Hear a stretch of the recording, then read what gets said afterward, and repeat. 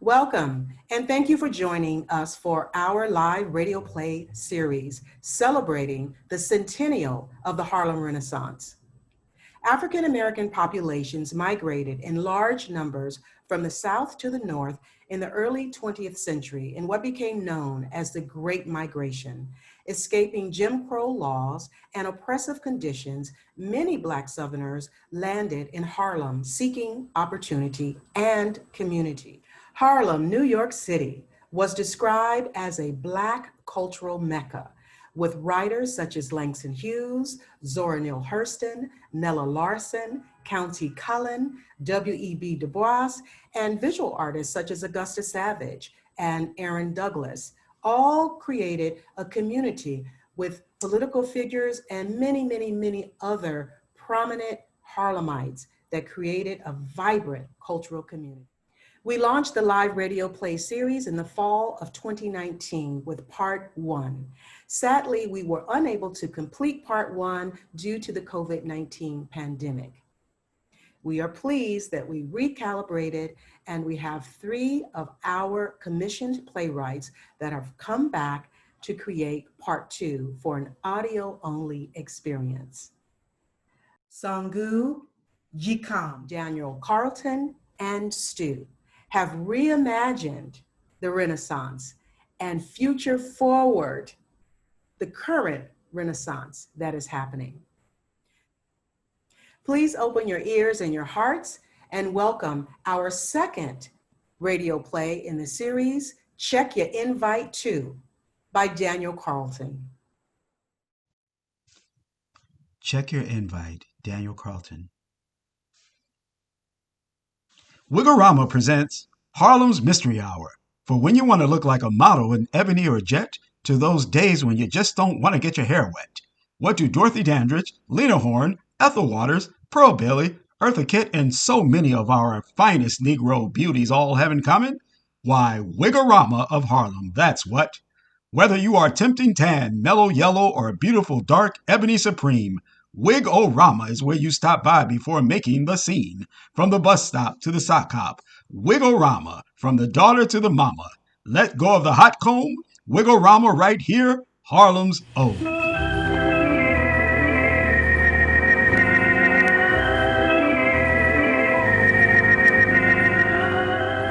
Tonight we bring you a Detective No-Name Dame mystery. Harlem's answer to Sam Spade, Philip Marlowe, and all those other detectives with familiar names. Detective No-Name Dame puts them all to shame. She don't want the fame. Solving crimes is her game. From 110th Street to 155th, Harlem is her who, what, where, and who you with. You better straighten up and fly right, because No-Name Detective is on the case tonight. Starring Harlem's own Nambi Kelley as Detective No-Name Dame and Daniel Carlton as Langston Hughes, and featuring Harlem.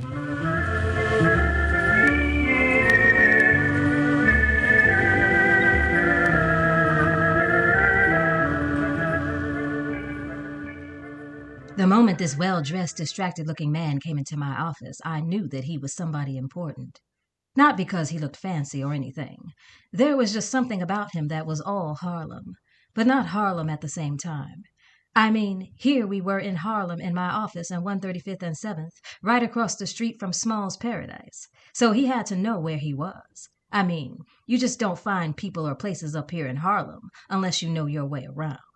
And then I realized that speaking around, I'd seen him at the bars, the Baby Grand, Sugar Ray's, and Small's too. Always smiling and having a good time. I try to stay in the shadows in those places, order a drink, and get as much information as I can. Discreet, you know.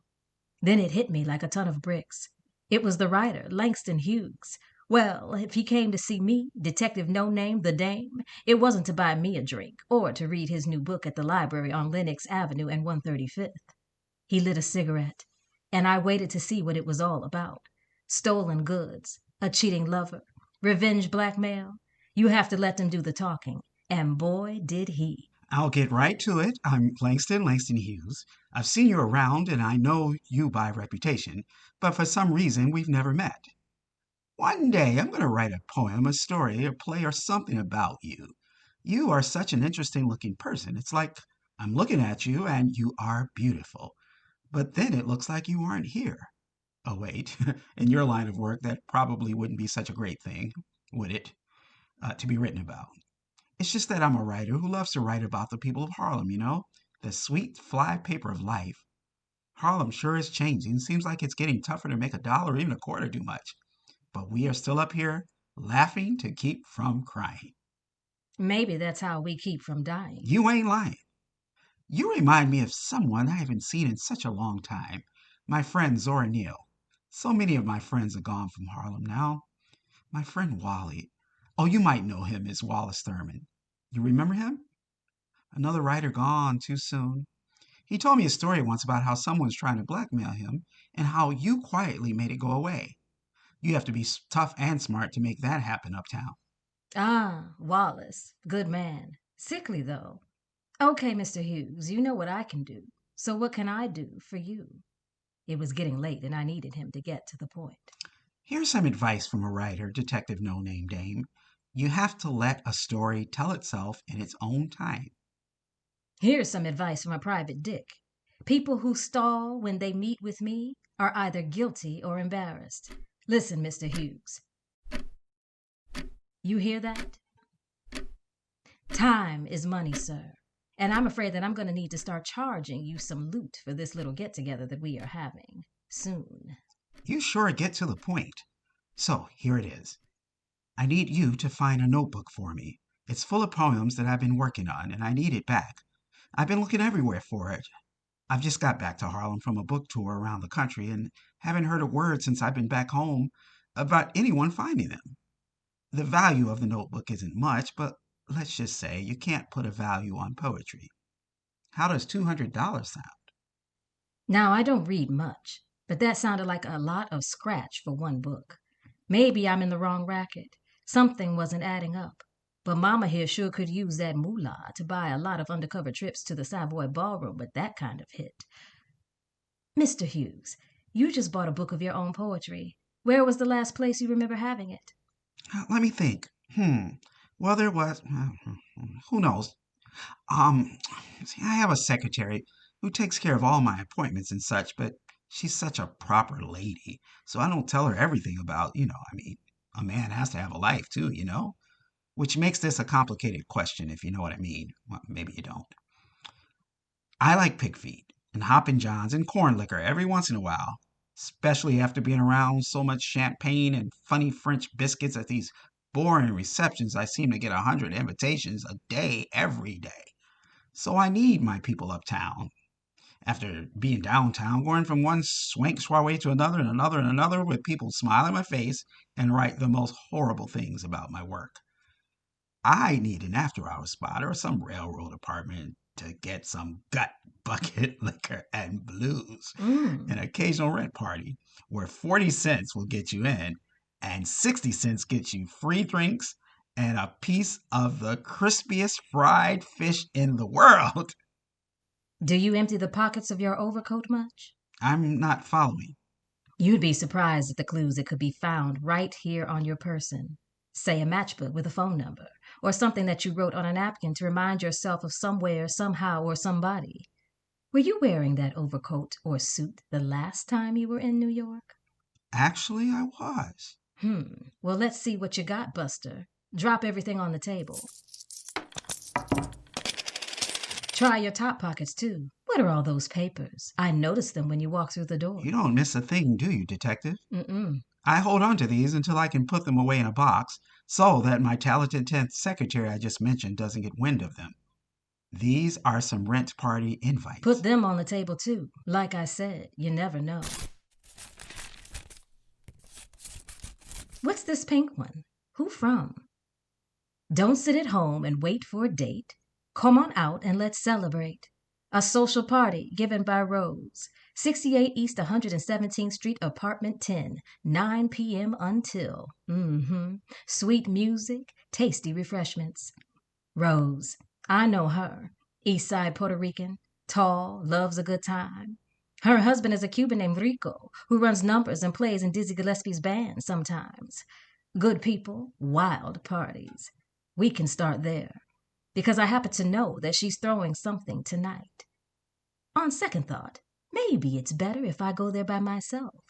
I can blend in easy. No way, madam. You think that I'm going to miss one of Rose's parties and that good Spanish chicken and rice? Mambo and bongos. Okay. I'll look around, and you'll ask around.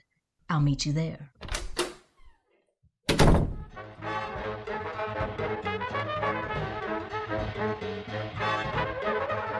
I got there about 10 o'clock at night. Even though it was November, you could hear the music and laughter from the street. Must have been so hot up there that they had to keep the windows open, dancing to both remember and forget the tropical island sun that they replaced with radiators and slow dances to jukebox and record player love songs. I even found myself doing a little cha-cha-cha as I got closer to the building.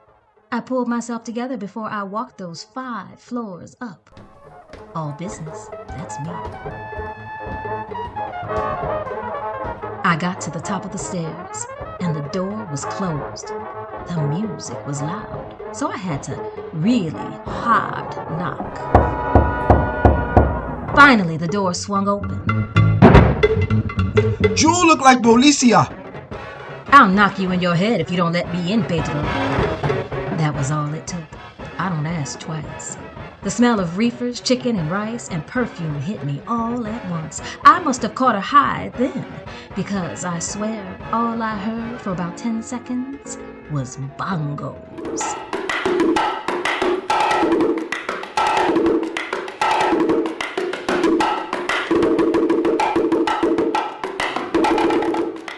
I shook it off. I spotted Langston Hughes right away. He was the life of the party, dancing, patting everyone on the back, and enjoying himself. I think that reefer was still getting to me because I was drawn to the kitchen. The food smelled like that poor chicken lived its whole life for this moment. Mambo, mambo. I told you, that smoke was really getting to me. Okay, maybe I took a puff or 2. There was the hostess Rose standing right next to a huge pot. I swear I could hear those beans boiling. The next thing I know, Langston and me are walking west on 116th Street. I realized then why I would avoid the pot, gauge, reefer. It clouds my brain. But the music at that party was like Puerto Rico and Cuba had a baby, and the grandparents were from Africa. That gold wind, that cold wind, cleared my head though. Then noticed the man. Actually, 2 men who were the man. They were dressed like junkies, skag heads, but something was off. For me, their shoes were too clean. For 2, they only walked when we talked, but never stopped to beg us for money for a fix. I mean, this is Harlem, and their shoes look cleaner than Abyssinia Church on Monday morning. I said to Langston, let's jump in a gypsy cab, and then you need to tell me what's really going on with that missing book of yours. Give it to me straight, no chaser. Or I swear I'll push you out the car and leave you to those cops. Taxi! In the car, Langston Hughes said to me, I promise you, Detective No Name Dame, I'll see you tomorrow night and I'll tell you everything. Here's $50 advance, and please watch my back. Here's an invite to another social party tomorrow night. Okay, it's really another rent party. And try to hold your liquor or reefer head better. This could be something. I was there a few months ago. My missing papers could be there. We dropped him off at his house on 127th and 5th. I was still feeling some kind of great way from those reefers. Ooh. Once I warmed up from the cruel hawk wind playing games with my coat, I told the driver to drop me off at Minton's Playhouse. I needed some bebop for my soul. Some Spanish and some black New World music.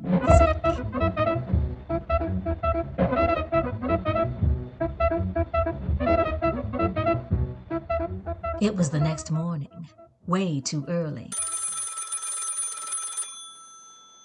It was Langston. Hasn't he ever heard of a hangover? It was 10 a.m. He sounded as fresh as a new sunrise over Sugar Hill. He asked me if I could meet him at one of Father Divine's restaurants, that it couldn't wait. I met him there. Boy, was I ever still hungry from the reefer and too many on the house drinks at Benton's Playhouse. At Father Divine's food joints, you can get a pretty decent feed for a dime, or even get it for free if you say the word peace. This Mr. Hughes must be some kind of vampire, I swear. I could see his clear eyes twinkling through those thick glasses of his, and that smile was even brighter than that night I had met him. He knew everybody there, from the cook to the winos outside. He had a greeting for them all. Who could possibly want to do him harm, especially the FBI? But no one calls me to breakfast for just my company. So I asked him if this was a good place for him to talk. If I can't speak my piece to you here in Harlem, then the world must be over, and Jesse B. Simple's wisdom is a lie. So here it is. 3 years ago, you may know that repugnant Roy B. Cohen and Senator McCarthy decided that this poor poet was a communist threat like the rest of the dangerous actors, screenwriters, dancers, and all those other artists, artistic and with deadly pens, papers, and typewriters. So they brought me in front of that dreadful committee and asked me to name the names of all my American comrades, friends, un-American. Naturally, I refused. But half of my friends are still mad at me because they thought I should have taken a stand. Mr. McCarthy, however, thought that I was holding back. So that tail that you saw could be the FBI.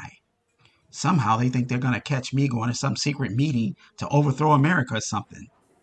The pen is mightier than the sword. That sounds right. But only when you are white. Say, I need to write that one down. Anyway, you think our tax dollars would be better spent helping all those brave children fighting Jim Crow down south. As I said in one of my poems, I swear that I can't see what democracy means to me.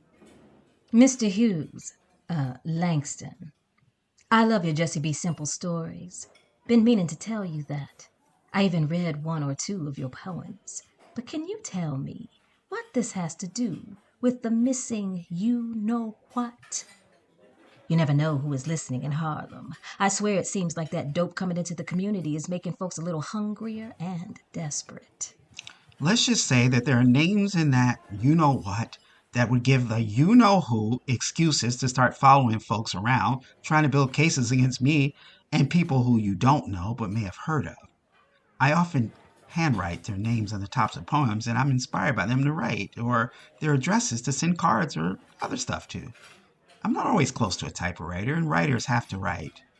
Sorry, but I have to run. I have to be 100 places not in Harlem today. Check your invite for tonight and brush up on your spades or whist. At that apartment, they are serious about two things: cards and liquor. I swear he shook hands and greeted even more people on his way out than when he came in. It was even more clear to me that he was a Harlem treasure. I drank 2 more cups of coffee as I waited to see if he had been tailed. And yes, for that hangover too. When I saw that it was just the usual movie of all the colorful characters of Harlem passing by my window view, I pulled out the invitation. It read, "Winding and grinding like the old Dutch mill. The boys do the work while the girls stand still." A social party given by the Adels S.C. at 170 West 136th Street, Apartment 12, Saturday. Oh, I know these folks. One of these Geechee or so families that left the Carolinas 30 years ago. But just as country as their first day getting off the A train at 125th and seeing the promised land for the first time. That food, though, this one should be fun. As long as no one gets cut. I mean, it is Saturday night in Harlem. I got to the building around 10 o'clock that night. Being that it was close to where I lived, I was able to walk over and tail Mr. Hughes. Well, tail might be the wrong word. I was hiding in the shadows of doorways to see if I could tail the men tailing him. Sure enough, they were watching him walk up the building. All of the eyes of Harlem were watching them watch him too. With all of that watching, I almost slipped up and stumbled over one of these new junkies that were more and more on the street scene. He was nodding so low, and I was looking up, but he was more high, I suppose. He fell over, but never hit the ground. Langston got in without being stopped by the two wrong shoe wearers. After a final glance and a few cuss words from the dope fiend, I made my way to the most up-south party you can imagine. The door opened to a Ray Charles tune on the record player. The loudest laughter you can imagine. Pig feet in a jar. The smell of hair grease on conchs mixed with sweat. Gold-tooth smiles. Furniture pushed to the wall. Fold-out tables already filled with spades and bid whist players. And in the midst of it all, Langston Hughes reciting a poem, standing on a chair. I don't dare start thinking in the morning. I don't dare start thinking in the morning. If I thought them thoughts in bed, them thoughts would bust my head. I don't dare remember in the morning. I don't dare remember in the morning. If I recall the day before, I wouldn't get up no more. So I don't dare remember in the morning. You got that right, Langston. This is great. Maybe that poetry and rock-gut liquor in the punch bowl will cause someone to confess. I waited for someone to yell out. I got your book of poetry. You left it here, and I just want to read it. Instead, somebody yelled out, This ain't no library. I need a whist partner. Who got next? I learned from my friends Ossie Davis and Ruby Dee, you have to know when to get off the stage, leaving folks to want more. I must have played about 10 games of whist in a row. I ran several Bostons, too. I was still on top of my game, listening for clues, of course. But these Bama Negroes really do know how to have a good time. It's like they take all of the poison of hard times and turn it into the medicine of celebration. I must have danced with every man and woman in the place. And on the invitation, they did mention the dance called the Old Dutch Mill, where the boys hip grind against the girls, while the poor dame just stands still. I drew the line at that.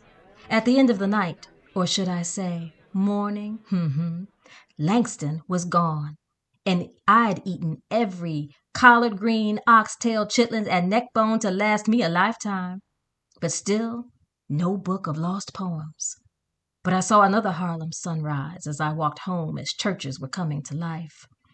I imagine that all those church ladies dressed in white, like me, had a hell of a Saturday night.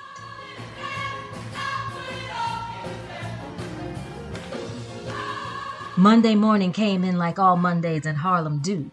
Men and women going off to their slaves, underworked and underpaid, carrying hope in their lunches and in their bags and hearts. The hustlers are not out yet. The laughter of Harlem children on their way to school sounds as magical and musical as anything that the great Duke Ellington had composed. Say, maybe that poet Mr. Hughes is rubbing off on me. I picked up one of his invitations off the table. I could imagine Langston Hughes read it aloud while smoking a pipe. Hey, Mr. Bunny, skip me, Mr. Bear. If you don't dig this party, you ain't nowhere. A social dance given by Leroy and Gloria at 66 West 133rd, 8 until. Well, I know those folks. They wouldn't read a book, even if the book did all of the talking. Plus, those parties had already happened, and Langston never mentioned that he was going back to them. From our work together so far, he may have figured out how to retrace his steps on his own. I dialed Langston Hughes' phone. His secretary answered. I told her that I was from Harlem's own newspaper, the Amsterdam News. No Negro in New York and probably most of the country would deny any request from them for information. I asked her if she had his schedule for today or tonight, because I needed a quote from him right away about his new play. That was a guess, a gamble, because he hadn't said a word to me about a play. But he was always in the paper. So many other times where they were mentioning some play or another he was writing. I've never seen a play in my life. But now, curious. She excused herself. I wondered if it had overplayed my hand. She returned and said that it would be impossible to catch him today, but that tonight he would be at 409 Edgecombe, and that could be rather late, so it might be better to try again tomorrow. I said, yeah, that would be better. I thanked her for her time, as I thought to myself, Langston's secretary knows more about him than he would ever expect. Men can be so dumb sometimes. Oh, and the other thought, 409 Edgecombe is the top of the Harlem food chain. All of the muckety-mucks would be there. I'd better dust off the fancy gown. It's going to be a she Harlem lady tonight. Another day to walk and think as I passed the time waiting for what? I wasn't sure anymore. I knew that I needed to find that lost book. There's nothing like Harlem to sharpen your thoughts. So I did some private she-detective work that I hadn't been attending to because I've been going to so many of those parties. It was then that I noticed that the wrong shoemen were tailing me too. Oh, so that's how it is. Okay, you dirty rats, you are about to take a walk through Harlem with me. Next up, 116th Street, where we passed by the Mosque. Is that how you say it right? Where those new young and proud race men called Muslims were? The wrong shoemen seemed to take a special interest in them. They took several pictures, up from Lenox to 125th, where I made a stop at the Apollo Theater to deliver a message to a musician from a man who didn't appreciate the music lessons that his wife was getting, if you know what I mean. Turned around and delivered some loot to a blackmailer, a cat at the Alhambra Ballroom, back down 2/5 to 7th Avenue and Hotel Teresa, can't tell you what happened there. Lingered at Speaker's Corner for a minute, must have been too early or cold for the radicals. Up beautiful 7th Ave, where if it was a Sunday of all the men and women would be dressed like it was Easter Sunday, every Sunday, a Harlem parade of everyday stars. See, with all this new dope, they were still dreams, beauty and hope. Speaking of dreams, and speaking of drugs, I swear that those wrong shoe wearers were dropping off suitcases of dope or money in the shadows to known pushers. I stopped by Sugar Ray's bar, which got me wondering about why so many bars in Harlem. Oh, can't forget to mention that it seemed like on every corner there were young men singing doo-wop, in harmonies that were so sweet they would make a nun want to slow grind. I really had been hanging out with Mr. Hughes too much. I was thinking like a poet. I walked all the way up to 45th and then up the hill to beautiful 409 Edgecombe. I slipped the doorman a fin, followed the crowd to the apartment, showed enough, holding court as usual, Langston Hughes. Darling, so good to see you. You look ravenous in that dress. What's with the fancy voice? I'm just messing with you. Dance with me and fill me in on anything you've learned so far. I just got word that I have an engagement on the West Coast that pays well, plus it's November. So if I'm going to be tailed, I'd rather it happen with my feet just a little warmer. He took me in his arms. We danced. Not in a romantic way. As a matter of fact, I was a little taken aback that he wasn't making any kind of moves as good as I was looking in that red dress. We were dancing close enough that I'd know without a word. I focused on the size of the apartment because it was like being in the waiting room at Grand Central Station. Yes, that big. Is that Thurgood Marshall talking to Harry Belafonte? Reverend Adam Clayton Powell and Hazel Scott? Were those card games way over there in the corner? So these NAACP folks have a good time too. Count Basie is here. Sarah Vaughan. Langston interrupted my thoughts. I assumed that you were tailed here too. Usually that is what happens to my friends. You knew about the tales before I told you. I didn't know they would follow me like this through Harlem. You've been a lot of help. You've confirmed my suspicions. I'm afraid that it's only going to get worse. Meaning?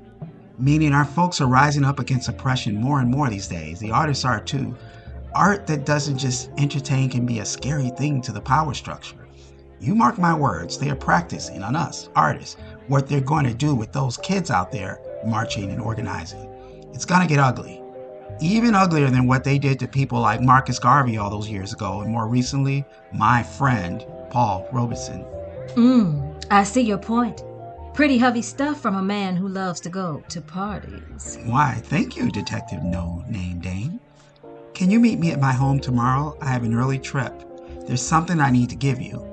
We'll get back to my lost notebook business soon enough. For now, let's finish this dance, my friend.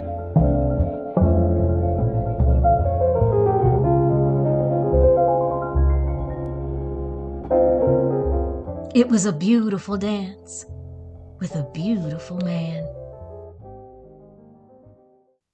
The next morning, I caught a gypsy cab to his brownstone on East 127th Street. I saw him in the yard talking to about 4 children. Run along, children. I'll see you when I get back. I saw a sign propped up to what looked like a flower garden. Sure enough, it said, "Our children's garden, keep out." Well, I got so tired of neighborhood children stepping on my flowers, I picked a few of the kids doing it the most and told them that it was their garden. They were there to protect it by making sure that no one bothered their flowers. So far, so good. Speaking of good, I found the book! Or rather, one of the children did. He was ashamed that he didn't tell me right away because he had stepped on it. Mud, ripped pages. He told me 2 days ago that the other kids made him confess because poems are like flowers. You have to treat them like they are important enough to protect so that you can enjoy them. What? Why didn't you tell me last night? You knew then? Because I've enjoyed your company so much too, Detective Harlem Flower with a name. The way that you protected me and the way that you protect the people of Harlem. You are the heart of Harlem. And I just wanted to share my heartbeat with yours one more time. So here's the rest of your money. I'm putting it in this envelope and something else is in there as well. A gift to you. See, when I get back. And when I get back, check your invites too. I want to be your guest at the next one. He went into the house after beaming that brighter than the sun smile at me. Later in the office, I opened the envelope. The loot was there, along with this note. Dear Detective Flower, name. I wrote this poem for you. It's called Bouquet. Gather quickly, out of darkness, all the songs you know. And throw them at the sun before they melt like snow. Mr. Hughes, I thought to myself, check your invite too from me to you. When you get back, watch out, Harlem, and you too, the man in the wrong shoes.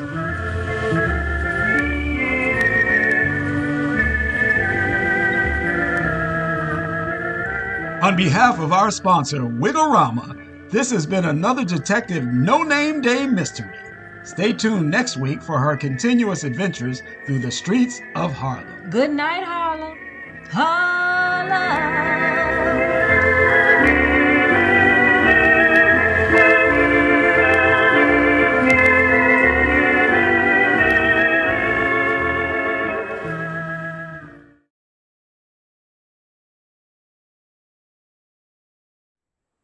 Thank you for joining us. Please visit our website for more information on upcoming programs and ways to support Harlem Stage. We appreciate you and we look forward to seeing you again soon. Be well.